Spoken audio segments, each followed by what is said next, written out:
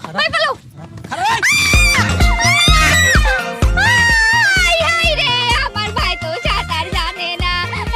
আমার ভাই মরে যাবে এই কিস্তি আলামিটা। আমার ভাইরে কিস্তি নিয়ে জমি মরে ফেলাইছে। ও ভাই তুই তো সাঁতার পারিস না ভাই। ও ভাই তুই এটা কি করলি? ও আমার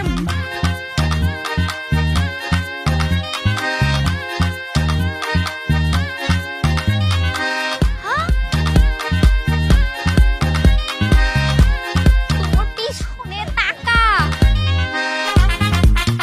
পিছনে ওরে তোর পিছনে টাকা, টাকা রে টাকা।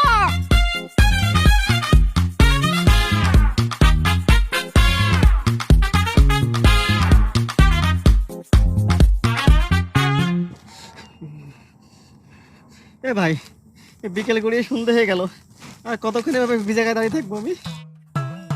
আমার ভাই যদি এই অবস্থায় কিছু হয়েছে না, আপনার চাকরি কিরম থাকে এটাও আমি দেখবানি। আজর চুপ থাকেন আপনি, সব সময় বেশি কথা কয়, উল্টাপাল্টা কথা বলে।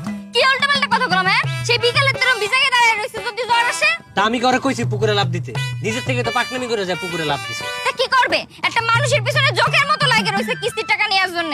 কালকে টাকাটা নিলে হতো না? মারার বুদ্ধি গুছাইছে আমার বাইরে।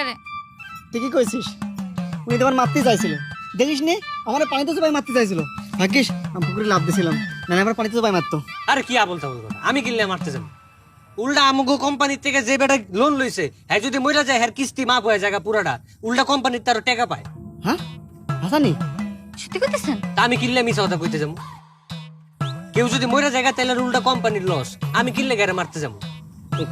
এই কথা আগে কইবেন না আপনি? কাকে গেলে কি তো না কিছু না। ঠিক আছে, আজকে আমি যাইতাছি গা, কালকে আবার আমি টাকা নিতে, কালকে তুই সব টাকা পয়সা রেডি থাকে, আগে কয়ে গেলাম।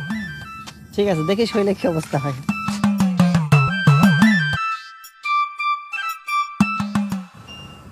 ভাই, আমি যেটা নিয়ে ভাবতেছি এখনো তুমি কেডে নিয়ে ভাবতেছো? কি নিয়ে ভাবতেছে? আব্বা, ওই যে কিস্তি তোলে মুরাদ আছে না, ওই আজকে হেব্বি সুন্দর একটা কথা কইছে। কি কথা? মা শোনো, আব্বা তুমিও মন দিয়ে শোনো। আজকে মুরাদ ভাই করলো কি, কিস্তি চলাকালীন যদি কেউ মারা যায় তাহলে নাকি কিস্তির সব টাকা মাফ হয়ে যায়। হ্যাঁ কস কি?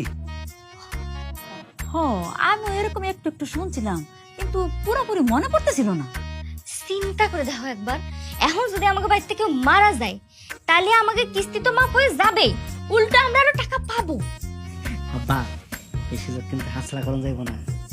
হ, আমারও তাই মনে হয়, এতে এক কাজে দুই কাজ হয়ে যাইব। কি কও, প্রতিদিন